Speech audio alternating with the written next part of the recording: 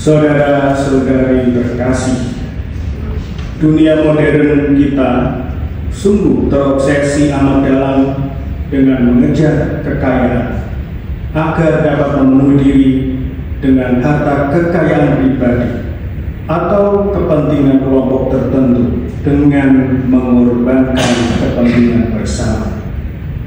Cara-cara ini tentu tidak halal dan dipenuhi dengan egoisme tanpa mengindahkan kebutuhan orang lain.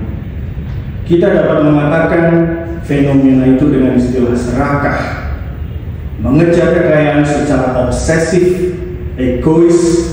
Serakah jelas bertentangan dengan prinsip Injil yang mengatakan segala yang ada di bumi itu milik kita bersama untuk kebaikan bersama. Pertanyaannya adalah, apakah mengejar kekayaan atau bermimpi menjadi kaya itu salah? Tentu tidak. Sejauh tujuan itu pertama-tama untuk kesejahteraan, kedua untuk dibagikan kepada sesama. Kemarin ada seorang staf yang sedang mencari makan siang, menenteng sebuah tas. Saya bertanya, mau kemana? Mau mencari makan, mau. Lah itu bawa tas, isinya makanan kan? Oh, saya mau mencari tambahan di luar. Tambahan apa? Berlian. Wow, berlian.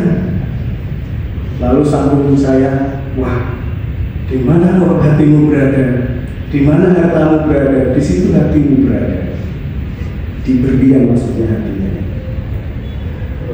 Saudara-saudara, obrolan singkat ini menginspirasi saya bahwa ketika orang terobsesi mengejar harta benda, maka seluruh indera tubuh dan tubuhnya akan berfokus dan terserap ke arah harta benda itu dan berupaya untuk mendapatkannya. Jika terlalu obsesif, orang jatuh pada cara-cara yang tidak halal untuk mendapatkannya.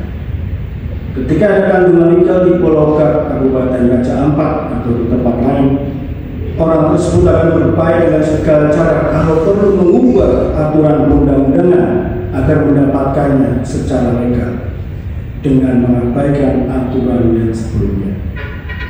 Bermegah akan sesuatu dalam arti negatif atau flexing atau apapun namanya menunjukkan sebuah kesombongan tanpa menghiraukan realitas sesama yang masih dalam keadaan berkekurangan, tertindas, menderita, dan sebagainya. Dalam bacaan pertama, Santo Paulus mengkritik orang-orang yang bermegah atas sesuatu, identitas diri, suku Ibrani, identitas bangsa Israel, bangsa terpilih, identitas nenek moyang, keturunan Abraham, dan pelayanan Kristus. Bagi Santo Paulus, hal-hal ini bukanlah sesuatu yang istimewa untuk dibanggakan, karena ia juga memilikinya, atau karena mereka telah menjadi pelayan Kristus. Bagi Santo Paulus bukan wow, karena mereka jadi pelayan Kristus tidak mengalami atau tidak sertai dengan sejumlah situasi penderitaan dan kesesakan sebagai konsekuensi kemuridan dan pelayanan kasih Kristus. Ia lebih membanggakan diri karena ia telah mengalami kelelahan, kelaparan, dahaga, kedinginan, kepanasan, penderitaan, penganiayaan, dan dalam bahaya maut selama melayani Kristus. Di sini kita selalu menghindari sakit dan penderitaan karena itu tidak enak. Misalnya sakit gigi. Barangkali Santo Paulus juga pernah sakit gigi, hanya tidak dicatat dalam kitab suci. Kita supaya menghindari, mengurangi rasa sakit itu, supaya sehat kembali. Kita juga heran setelah Santo Paulus itu bisa mengalami situasi yang penuh dengan sakit dan penderitaan. Kita juga pernah melihat sendiri beberapa romo di KRSD itu dalam pelayanannya bisa jatuh sakit, kelihatan kekar, tapi bisa juga kalah dengan sesuatu yang kecil. Dalam upaya memaknai situasi itu, penderitaan dan sakit sebenarnya jalan menuju pada kesadaran bahwa kita ini lemah, kita ini rapuh, kita ini tidak layak untuk membanggakan diri. Justru dengan kelemahan dan segala keterbatasan yang kita miliki, kita malah dapat beriman lebih dalam kepada Tuhan yang akhirnya memadukan kita dengan rahmat Tuhan berempati pada sesama. Ketika saya ditanya, kamu itu selama 6 tahun sebagai kepala sekolah menengah, apa yang kamu dapatkan? Saya makin beriman. Kenapa? Karena banyak masalah di sana. Makin banyak masalah, makin beriman. Itu rumus kehidupan yang saya dapatkan. Ternyata sambung dengan Paulus. Karena sampai Paulus telah mengalami itu semua, di dalam dirinya terbentuk secara otomatis empati dan belas kasih yang dalam terhadap mereka yang lemah, tertindas, rentan, miskin, teraniaya dalam bahaya maut. Dan di dalam dirinya terbentuk mekanisme berseru kepada Tuhan untuk menolong dan menyelamatkannya. Dalam situasi tersebut Tuhan mendengar semuanya dan menyelamatkannya dari segala kesesakan. Dari pengalaman satu Paulus tersebut, kemampuan empati dan belas kasih yang sama kepada sesama akan tumbuh dalam diri kita bila kita setidaknya pernah mengalami situasi yang sama seperti Paulus. Kita juga boleh merefleksikan Yesus yang memiliki empati dan belas kasih sampai ia menjadi manusia, menjadi sama dengan kita, kecuali dalam berdosa, mengalami titik terberat dalam siklus hidup manusia. Di sini kita diundang untuk melihat kembali pengalaman-pengalaman kita yang tidak enak itu dalam terang pengalaman Paulus dan dalam terang Tuhan sendiri.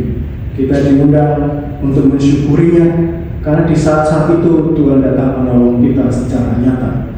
Kita diundang untuk mengingatnya terus-menerus dan menjadikannya titik awal pertumbuhan iman, agar kita semakin percaya bahwa Tuhan menyertai kita melalui segala sarana yang Dia pilih untuk menolong kita.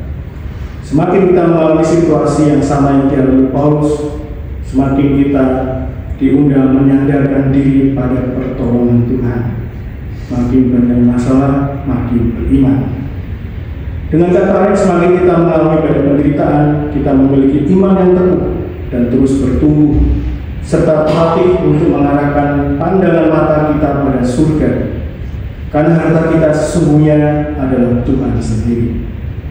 Semakin kita mengalami banyak penderitaan karena pelayanan kasih pada sesama, semakin kita beriman, semakin terlatih untuk mengarahkan pandangan mata kita pada Allah, sehingga tubuh kita mengalami terang dari Allah sendiri.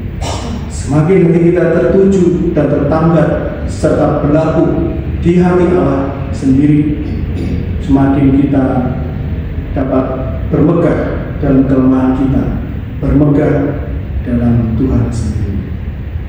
Amin.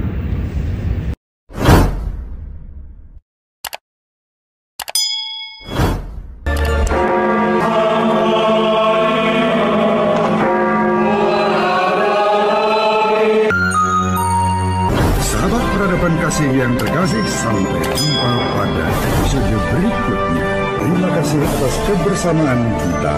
Salam peradaban kasih dari Logis. Berkah dalam